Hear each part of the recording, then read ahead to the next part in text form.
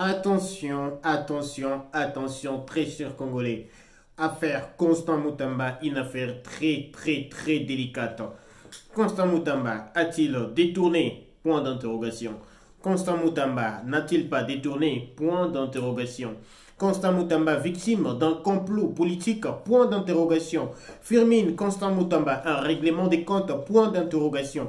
En tout cas, cette affaire suscite beaucoup de questions et beaucoup de tensions au sein de la classe politique en République démocratique du Congo, mais également au sein de la population, parce qu'aujourd'hui, c'est plus de 80% de la population congolaise qui croit en cet homme. Et aujourd'hui, il est accusé d'avoir détourné plus de 19 millions de dollars. On en parle dans cette production, mais avant, abonnez-vous sur Cœur d'Afrique et surtout, activez la cloche de notification pour ne jamais rien manquer de nos actualités.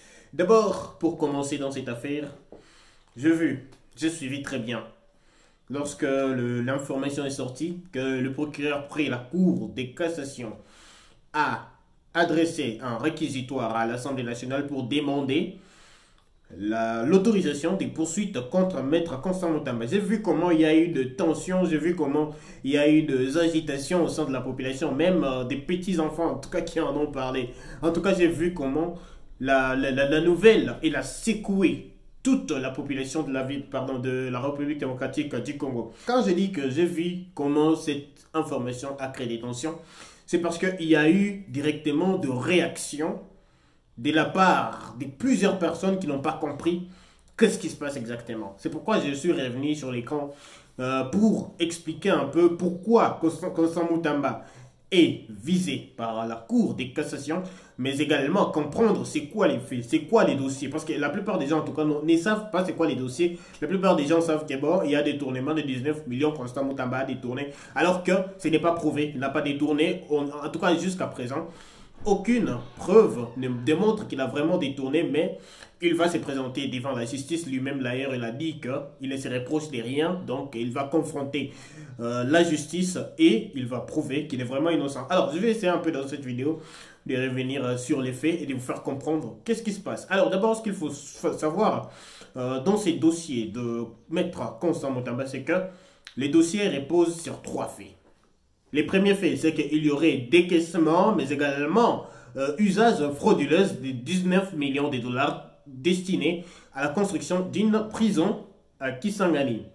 Le deuxième fait, c'est qu'il y a eu l'utilisation d'une entreprise fictive, entre parenthèses, parce que c'est une entreprise qui a été créée très récemment, et une entreprise qui n'a pas rempli les contrats, et il n'y a pas eu d'appel d'offres pour ces projets. En tout cas, c'est pourquoi cette entreprise a été qualifiée de fictive par les procureurs près la Cour de cassation pour exécuter ces projets. Le troisième fait marquant, c'est que dans cette affaire, il y a l'absence de preuves que les travaux ont déjà commencé, les travaux de construction de cette prison à Kisangani. Alors, on va essayer un peu de développer. Parlons d'abord du premier point, de ce détournement présumé de 19 millions de dollars. Première question, d'où est provenu cet argent? Alors, je vous explique. C'est que il y a un projet qui est en cours, c'était un projet de construction d'une prison dans la province de la Chopo, à Kisangani plus précisément. Une prison centrale de Kisangani et qui devrait coûter 39 millions de dollars. Et dans les 39 millions de dollars, selon les informations que nous avons, il y a 19 millions qui seraient déjà décaissés. Et normalement, ce que nous savons, c'est que pour des constructions, des bâtiments publics comme ça, l'argent vient du trésor public, donc des fonds de l'État. Mais cet argent n'est pas venu des fonds de l'État. Cet argent proviendrait de l'Ouganda dans le cadre du fonds de réparation des indemnisations des victimes des activités illicites de l'Ouganda en République démocratique du Congo, lesquels l'argent était sous tutelle du ministère de la Justice, c'est plus de 300 millions de dollars comme ça. Et cet argent était géré par le ministère de la Justice. Et déjà le ministère de la Justice, bon, pour en tout cas l'argent qui est revenu, l'indemnisation des activités illicites de l'Ouganda en République démocratique du Congo, n'était pas déjà destiné à la construction d'une prison. Mais il y a eu revirement, par nécessité bien sûr, il y a eu revirement de cet argent pour la construction d'une prison maintenant. Voilà, donc dans les 300 quelques millions de dollars versés par l'Ouganda, il y a eu 39 millions qui ont été revirés par les ministères de la Justice pour la construction de cette prison. C'est là d'abord qu'on parle d'un premier détournement. Parce que revirement de l'argent qui n'est pas destiné à un certain projet, en tout cas, ce n'est pas un complot, mais c'est déjà, il fallait notifier cela. C'est là qu'il y a le premier problème. Là, je ne prends pas encore parti, et je ne prendrai pas parti d'ailleurs. Le deuxième problème qui se pose aussi, c'est que ces 19 millions de dollars qui auraient été décaissés ont été attribués de gré à gré à une entreprise de construction appelée Zion Construction SARL, créée seulement en 2024, ce qui soulève d'ailleurs des questions sur la régularité de la procédure de passation des marchés. Donc, ce marché a été transféré de gré à gré entre les ministres de la Justice avec cette entreprise créée en 2024. Et là, l'on dénonce que les contrats n'auraient pas été bien finalisés et les contrats ne seraient pas effectifs parce que c'est une entreprise, d'abord une nouvelle entreprise, et un marché passé de gré à gré sans l'aval de la primature, donc de la première ministre, mais également sans appel à projet, parce que ce genre de projet, il y a toujours des appels à projet, mais c'est un marché passé de gré à gré avec une entreprise créée en 2024. C'est là que ça soulève une fois de plus des soupçons. Le troisième problème qui se pose, c'est que jusqu'à présent, au moment où je suis en train d'en parler, il n'y a aucune preuve que les travaux de construction, depuis le décaissement de cet argent, ont déjà commencé à Kisangani, sur les sites destinés à recevoir ces bâtiments. Il n'y a aucune preuve. C'est pourquoi même on a vu, la fois passée, je vous avais diffusé une vidéo où le ministre de la Justice était invité devant l'Assemblée nationale pour une question avec débat pour qu'il puisse expliquer, toujours dans cette affaire, s'expliquer dans cette affaire de détournement de 19 millions de dollars. Et voilà que le procureur près la Cour de cassation a saisi cette affaire et veut engager des poursuites judiciaires. Je vais revenir sur la guerre Firmin Mutamba après.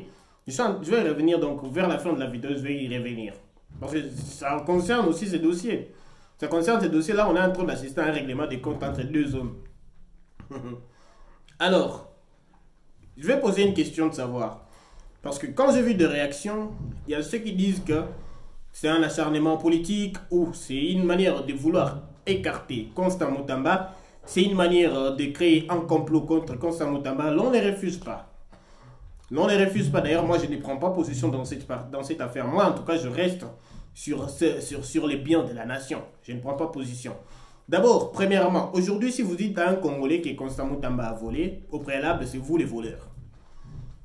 On ne peut pas vous prendre au sérieux.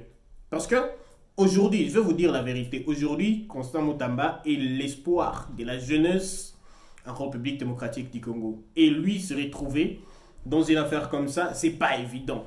Ce n'est pas du tout évident. C'est pourquoi là on parle d'un acharnement contre cet homme. Parce que lui, on l'a vu. On l'a vu que depuis un temps, il n'a pas en tout cas à se voiler la face. Si vous faites une erreur, il vous poursuit. Vous faites une erreur, il vous poursuit. Et en tout cas, il y a des gens qui disent que cette attitude aurait gêné quelques politiques et quelques politiques qui cherchent à l'écarter du circuit.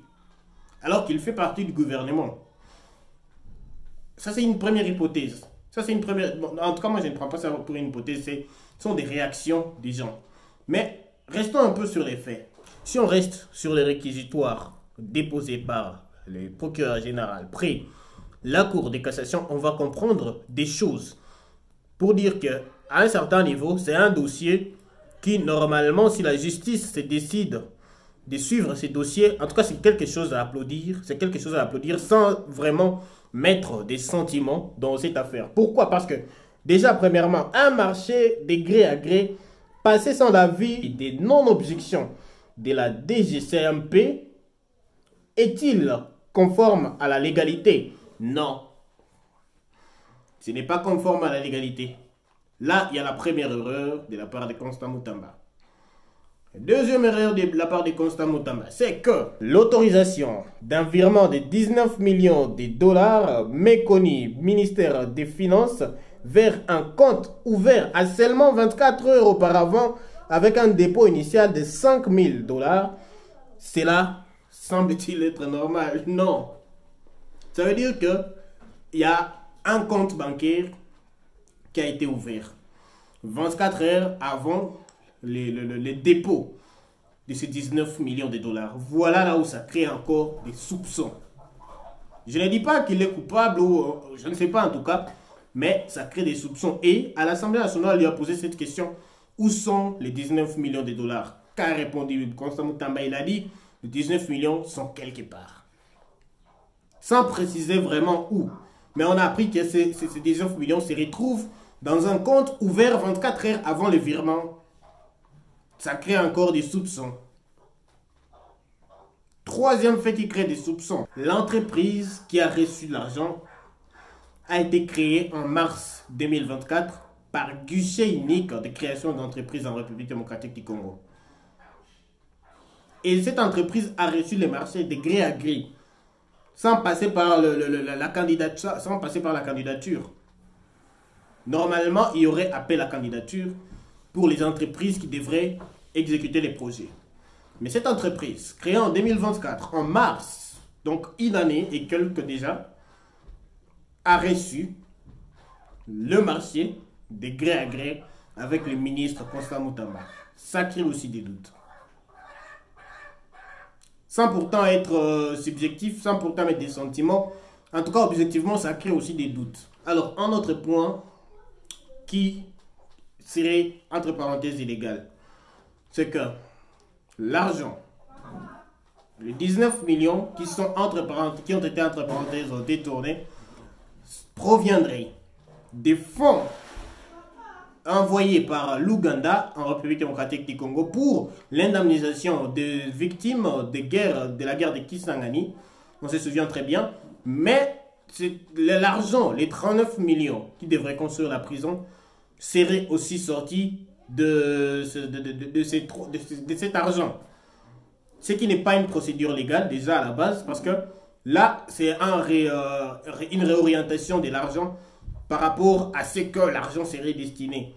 Et sans notification. Ce n'est pas une procédure légale.